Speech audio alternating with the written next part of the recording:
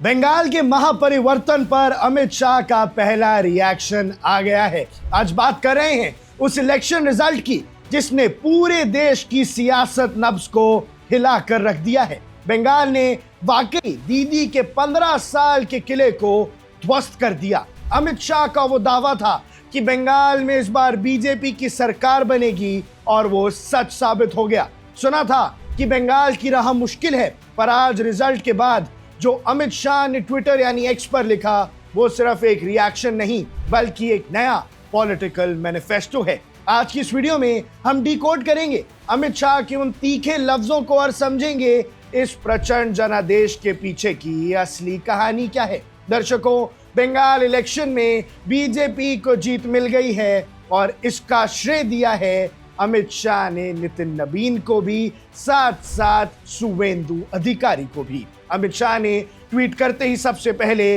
बंगाल की जनता को कोटि कोटि नमन किया, लेकिन उनके अगले ही शब्द सीधा टीएमसी के कोर पर प्रहार करते हैं। उन्होंने कहा कि ये प्रचंड जनादेश भय तुष्टिकरण और घुसपैठियों का संरक्षकों को करारा जवाब है। जर्नलिस्टिक पर्सपेक्टिव से देखें तो शाह यहाँ 3 बड़े फैक्टर्स को पॉइंट आउट कर रहे हैं: फियर, अपीजमेंट और इन्फिल्ट्रेशन। उन्होंने साफ कर दिया कि यह जीत बीजेपी की नहीं बल्कि टीएमसी के भय के ऊपर नरेंद्र मोदी पर भरोसे की जीत है।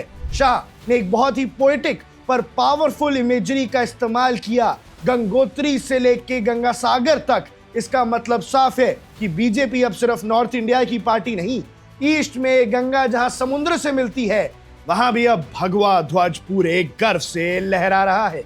दर्शकों, लेकिन ये जीत इतनी आसान नहीं थी। शाह ने पहले अपने ट्वीट्स में उन कार्यकर्ताओं यानी वर्कर्स को याद किया जो इस सफर में पीछे छूट गए। उन्होंने इसे स्ट्रगल, सैक्रिफाइस और मार्टरडम की जीत बताया है। उनका मैसेज साफ है कि बीजेपी बंगाल में 0 से शुरू हुई थी और आज वो मेजॉरिटी तक पहुंच गई है और अब सरकार बनाने जा रही है। दर्शकों, उनका मैसेज बिल्कुल क्लियर है कि क्रेडिट जाता है उन फैमिलीज को जिन्होंने हिंसा सही, लेकिन अब भगवा ध्वज कभी नीचे नहीं आएगा। शाह ने एक बहुत बड़ी बात की कि बंगाल की जनता ने इस मेजॉरिटी के जरिए उन शहीद बीजेपी वर्कर्स को सच्ची श्रद्धांजलि दी है। ये सिर्फ एक इलेक्टोरल विन नहीं है, ये एक आइडियोलॉजिकल वॉर का नतीजा है जो सालों से बंगाल की गलियों में लड़ी जा रही थी। अब दर्शकों, हर बड़ी जीत के पीछे कुछ चेहरे होते हैं। अमित शाह ने खुलकर उन नेताओं को बधाई दी जिन्होंने ग्राउंड पर पसीना बहाया।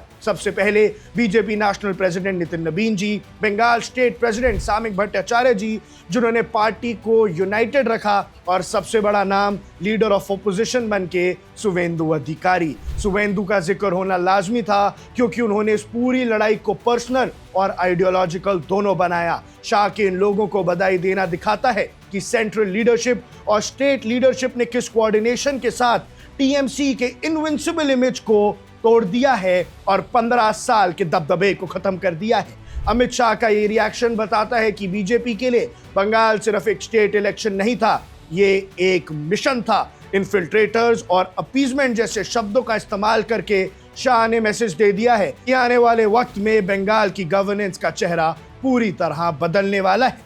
आप देख रहे हैं वन इंडिया, मैं हूं आकुश Kaushik. Subscribe to One India and never miss an update. Download the One India app now.